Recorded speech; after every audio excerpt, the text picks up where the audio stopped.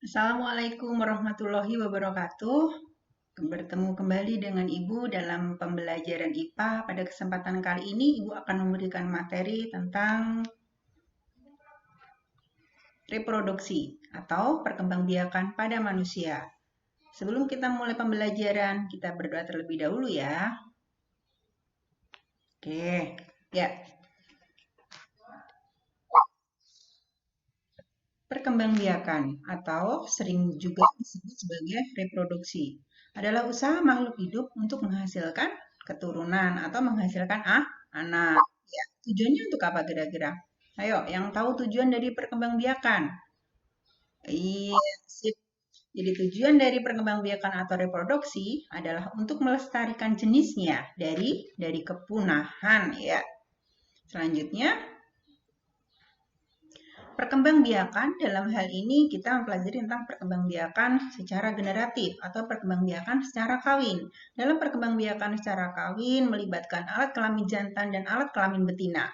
Nah, alat kelamin jantan berupa testis akan menghasilkan sperma, sedangkan alat kelamin betina berupa ovarium akan menghasilkan ovum. Untuk selanjutnya, sperma dan ovum bertemu yang akan menghasilkan zigot. Nah, ini adalah gambaran sederhana. Yang satunya itu adalah sel telur atau ovum, yang satunya adalah sel sperma. Nah, ini adalah tentang spermatogenesis. Apa sih spermatogenesis itu? Nah, nanti kalian bisa mempelajari lebih lengkap pada materi atau pada buku paket yang kalian punya. Spermatogenesis adalah proses pembentukan sperma. Terjadinya di mana? Terjadinya di tubulus seminiferus, tepatnya di testis. Jadi pada akhirnya proses spermatogenesis akan dihasilkan 4 sel sperma atau spermatozoa yang sudah matang. Nah, selanjutnya ada istilah oogenesis. Apa itu oogenesis? Oogenesis merupakan proses pembentukan sel kelamin perempuan, ya, yaitu berupa sel telur atau sel ovum. Terjadinya di mana? Terjadinya adalah di dalam ovarium.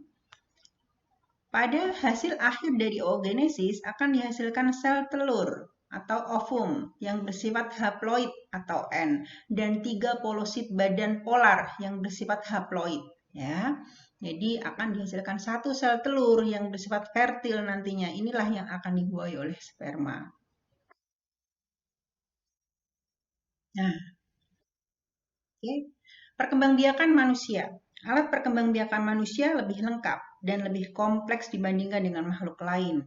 Fertilisasi terjadi dalam tubuh, yaitu pada umumnya terjadi pada saluran telur atau disebut juga oviduk atau tuba falopi.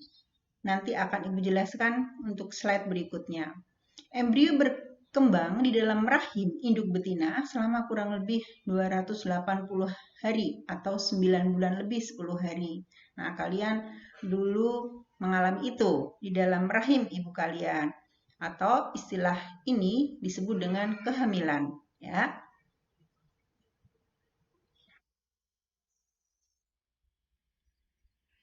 Ini adalah organ reproduksi pada laki-laki. Ini sengaja Ibu tutupin supaya kamu lebih jelas.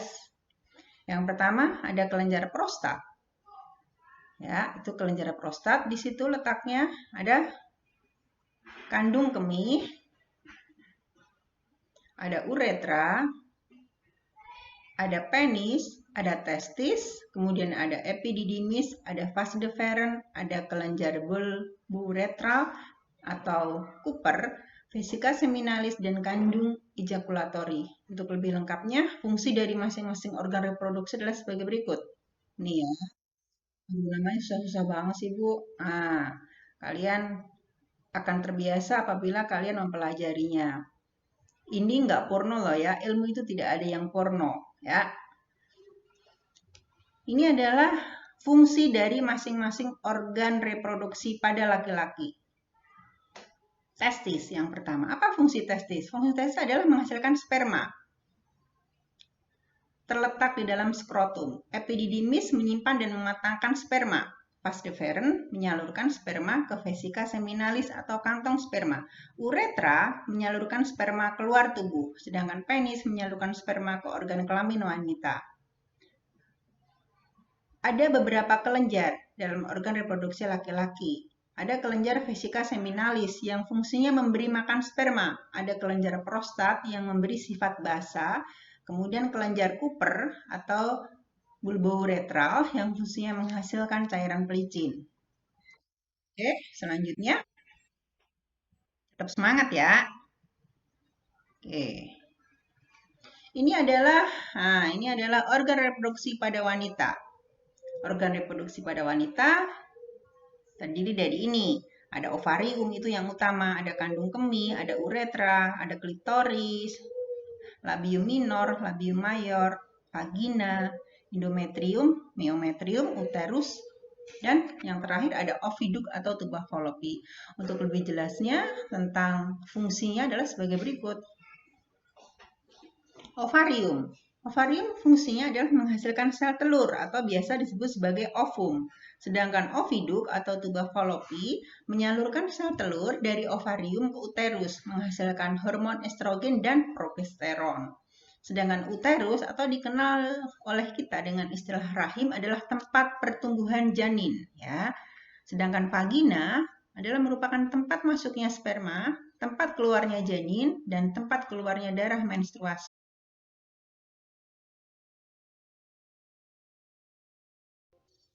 Ya, selanjutnya tentang fertilisasi atau pembuahan. Apa sih fertilisasi atau pembuahan itu? Nah, fertilisasi atau pembuahan adalah peristiwa bertemunya sel kelamin perempuan atau biasa disebut ovum dengan sel kelamin laki-laki atau biasa disebut sperma. Bertemunya di mana? Nah, terjadinya fertilisasi adalah di tuba fallopi atau di oviduk. Menghasilkan zigot, ya, yang kemudian zigot itu akan bergerak menuju serta menempel pada dinding rahim atau disebut juga dengan uterus. Oke, ingat ya yang tadi ya. Nah, setelah itu zigot tadi akan berkembang menjadi embrio dan kemudian akan menjadi janin, ya. Nah, di sini loh, disinilah tuba fallopi itu di sini. Ini adalah ovarium. Ya, ini ovarium, ini yang bulat kecil ini adalah sel telur atau ovum. Pada masa ovulasi dia akan lepas ke sini untuk kemudian sperma masuk dari sini, dia akan ke sini dan bertemu dengan sel telur. Sel telur dengan sperma bertemu di sini. Setelah itu akan menjadi zigot, kemudian bergerak menuju ke dinding rahim dan pada akhirnya akan nempel di dinding rahim sini.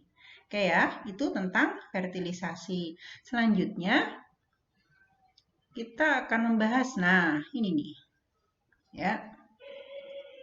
Ini adalah tahap perkembangan embrio dalam rahim.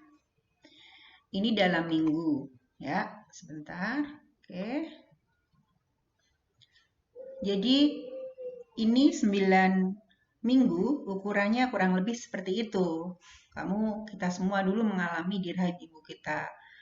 9 minggu, 12 minggu, 16, 20, 25, 29, dan 38 pada akhirnya siap untuk dilahirkan. Kita ke ciri-ciri pubertas. Nah, pubertas pada laki-laki. Biasanya seorang laki-laki yang sudah mengalami pubertas, dia akan mengalami perubahan pada dirinya. Apa itu? Suara membesar, dada membidang, jadi dadanya semakin lebar. Tumbuh jakun. Jakun di mana jakun? Oke, pinter. Jakun di sini ya. Selanjutnya, tumbuh rambut pada tempat tertentu. Kumis, di ketiak, di kemaluan, dan sebagainya. Selanjutnya, nah ini yang vital atau yang utama, akan mengeluarkan air mani atau sperma. Ditandai diawali dengan mimpi basah. Nggak usah takut ya. Ini adalah umum dialami oleh laki-laki. Jika kamu tidak mengalaminya, nah kamu nanti yang mengalami kelainan. Insya Allah semua akan mengalami. Oke. Selanjutnya, Tadi sudah kita bahas pada laki-laki. Kemudian ciri pubertas pada perempuan kira-kira apa ya? Yang pertama pinggulnya membesar ya. Pinggul pada perempuan mulai membesar. Kemudian tumbuhnya bukit kembar. Apa itu? Ya, payudara. Payudaranya mulai tumbuh. Selanjutnya kulit halus. Tumbuh rambut pada tempat tertentu. Misalkan saja pada ketiak atau kemaluan. Dan yang terakhir ini adalah ciri-ciri yang primer. Kalau pada laki-laki, ciri primernya adalah mengalami mimpi basah atau mengalami yang namanya keluarnya air mani yang disebut dengan sperma. Nah, pada perempuan, ciri primernya adalah mengalami menstruasi atau disebut juga dengan datang bulan. Nah, kalian harus bagi perempuan harus rajin jaga diri, jaga kebersihan ya. Nggak usah takut kalau ada apa-apa silahkan tanya sama orang tuanya, sama mamanya, atau sama ibunya, dan juga sharing sama teman-temannya. Oke, selanjutnya. Nah, ini adalah kelainan atau penyakit pada sistem reproduksi. Jangan sampai kita mengalaminya. Oleh karena itu, kita harus jaga diri dengan baik-baik ya. Ada istilah gonor atau kencing nanah disebabkan oleh bakteri Neisseria gonorrhoeae. Jadi mengeluarkan nanah dari saluran kelamin. Ngeri ya? Nah, ada yang disebut dengan sifilis atau raja singa. Nah, sifilis atau raja singa ini biasanya disebabkan oleh Treponema pallidum. Jadi itu ditandai dengan adanya luka pada alat kelamin. Ini sakit ya, sakit loh ya. Herpes atau herpes bisa di kulit dan juga bisa di organ genital.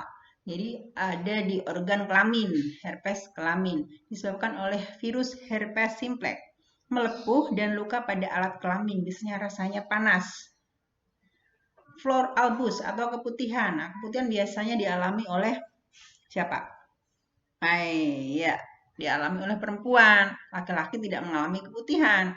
Disebabkan oleh jamur ini. Jadi pada perempuan harus senantiasa jaga kebersihan. Disebabkan oleh jamur Candida albicans. Namanya bagus ya. Atau disebabkan pula bisa oleh karena Protozoa Trichomonas vaginalis. Ya, itu penyakit-penyakit yang harus kita hindari. Cara menghindarinya gimana? Cara menghindari deh, yang pertama jaga kebersihan, hindari seks bebas ya. Kemudian ada AIDS. Nah, satu lagi nih, ketinggalan nih, ada AIDS. Pasti istilah ini udah sering kalian dengar. Acute Immune Deficiency Syndrome. Ya, ini disebabkan oleh virus HIV. Oke.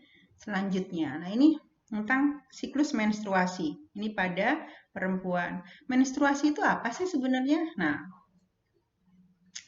peristiwa luruhnya dinding endometrium. Jadi dinding endometrium itu terdiri dari lapisan-lapisan. Jadi peristiwa meluruhnya dinding endometrium dan matinya sel telur yang tidak dibuahi, nah itu disebut dengan menstruasi. Kemudian akan keluar menjadi darah menstruasi. Siklus menstruasi itu peristiwa menstruasi yang terjadi secara siklus atau periodik. Ya, jadi dari menstruasi pertama ketemu dengan menstruasi berikutnya itu dinamakan siklus menstruasi, itu dinamakan satu siklus. Siklus menstruasi setiap wanita berbeda-beda, rentangnya antara 28 sampai 30 hari.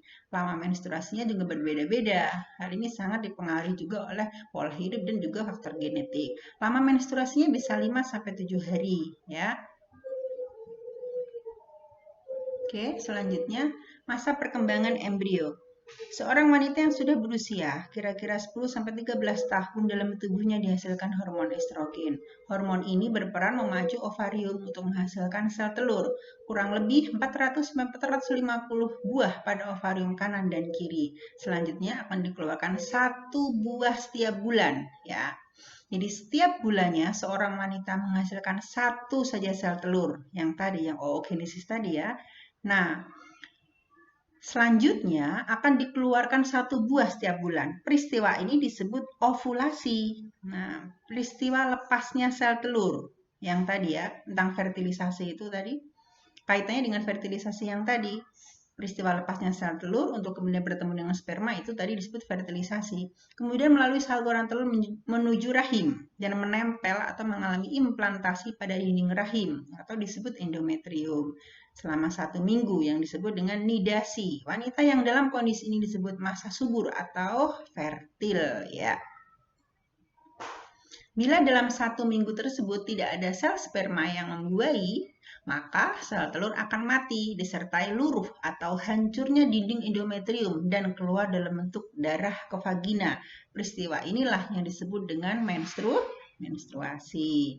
Sel telur yang dibuahi akan berkembang menjadi sigot. Ya, selanjutnya sigot menuju rahim dan menempel dan menetap pada dinding endometrium. Sigot kemudian membelah secara terus-menerus dari 2, 4, 8, 16 seterusnya. Jadi kelipatannya sampai akhirnya menjadi embrio. Oke, sekian yang Ibu sampaikan. Tetap semangat belajar. Terima kasih. Sampai ketemu lagi. Wassalamualaikum warahmatullahi wabarakatuh.